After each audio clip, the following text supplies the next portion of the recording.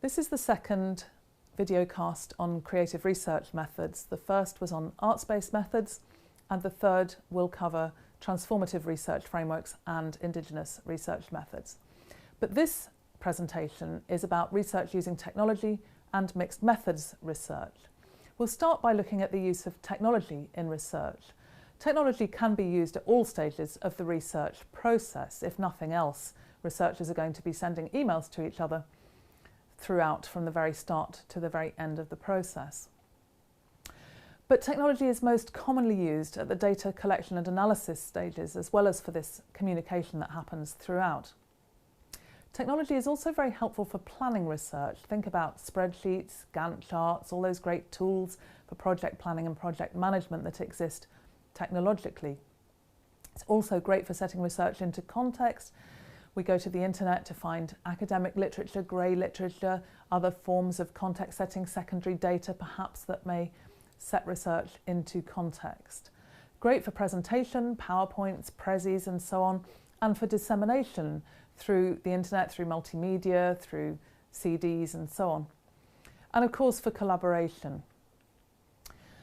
Technology is a huge help to researchers, but it's not entirely only positive, because technology can also go wrong. Equipment can break down, the skills of the researcher may be inadequate to the situation that they face, technologically speaking. Technology changes how we work as well. It gives us opportunities that we wouldn't otherwise have, as well as causing disappointment. For example, if you audio record an interview, get back to the office and discover that your tape or other recording device is in fact blank. That would be a nasty surprise. There are also nice surprises.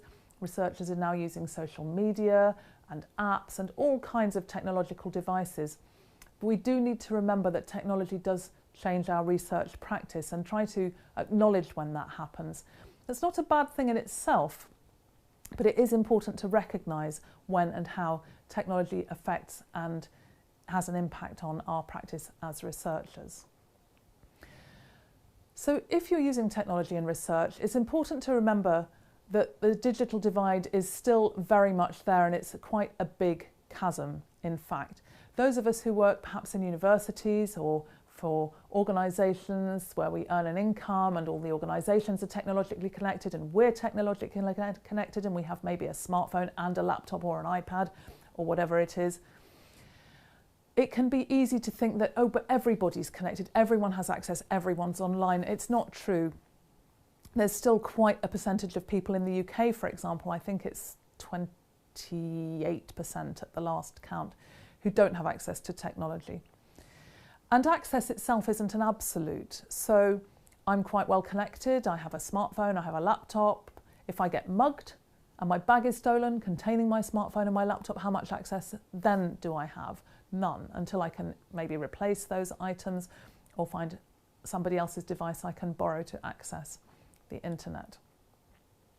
So there is a problem of exclusion. If you're doing research using an app for a smartphone, your participant pool is only those people who have smartphones that can download and the skills to download and use that app. So exclusion isn't necessarily just about hardware, it can also be about skills. These are important things to remember. Also, doing research online, perhaps using social media or other forms of contacting people online, you need to be aware of ways that that can cause participants to become unsafe. It's harder to maintain privacy and anonymity online. You need to understand how people's identity can be tracked online. You may be, for example, doing research using Facebook. Your participants may give you permission to access their Facebook pages. They may friend you on Facebook so that you can collect your data. They may not realise that they're also inadvertently giving you access to other accounts connected to their Facebook account, to their Instagram account or their Pinterest account or their Twitter account, which they didn't consent to you using. As an ethical researcher, I'm sure you wouldn't use those accounts, but if you weren't ethical, you could do. And if someone else was able to hack your account and thereby access theirs, they could end up being stalked online or cyberbullied or other forms of undesirable and unsafe conduct that they could find themselves on the sharp receiving end of. So we need to be aware of our data footprint, of our participants' digital footprint, and how those things can interact. Also, Technology can be quite seductive and can actually inadvertently cause people to act unethically. So, for example, if you're analysing quantitative data using the SPSS software, Statistical Package for Social Scientists, you need to know which calculations and which tests you should run for your particular data set, its particular configuration. It's not ethical to run all the tests, because if you're looking at a 5% probability level, and you run 100 tests, then 5 of those are likely to produce significant results. But that's not ethical, that's phishing, that's not okay. You need to run the tests that are appropriate for your data set and see if you get a significant result. Similarly with presentation, you can do all the charts and graphs and infographics. Your slides will be so overloaded that people won't be able to read them, let alone remember what it is you're trying to say. Just because you can make a bazillion charts using Excel doesn't mean it's a good idea. You need to make good decisions about what to present and how to present it, and not let the technology lead the way. There are some real positives to research using technology. So, for example, videocasts like this one have been used for explaining a research project, so that perhaps people with memory impairment or young children are able to watch it more than once, as many times as they need, till they decide whether or not they want to take part in the research. It may be someone talking like I'm doing here, or it may be animation, for example, for children. There have been some nice examples where researchers have produced little animations explaining what the research they're doing is about. Online surveys can be really useful because they can be made so complex, and yet the pathway through the survey from a participant's viewpoint may be only a few questions long. But there's lots of scope for, if this answer is given at this point, go in that direction. If this other answer is given, go in the other direction. That might take 60 pages on paper, but online you can hide all the answers that aren't required, all the questions that you don't need the participants to answer, and simply present the ones that you do need. Also, it's quite easy to complete a survey if you are connected and you have a device on hand. It's quite easy to do it there and then. Click send, get it done. Video's great for observational research, although there are limitations. You're only going to see what the camera's pointing at. Unless you have more than one camera, you will miss some viewpoints. And also it's challenging to analyse because there are so many dimensions. If you are observing people interacting in a natural situation, are you going to analyse their dialogue? Are you going to analyse their body language, their clothing? What other factors might there be that you might want to analyse? It can become extremely complex and time-consuming and difficult to transcribe as a result. But it is very accurate, and it does enable you to go over and over again. So if you're videoing quite a complex situation, you can focus in on little areas to look at them again and see what's really going on much more easily than you can if you're observing something complex like that in person. Technology is great for crossing distances. So I've mentioned Skype interviewing. That's fantastic. I've conducted Skype interviews with people literally on the other side of the world, and it's worked very well indeed.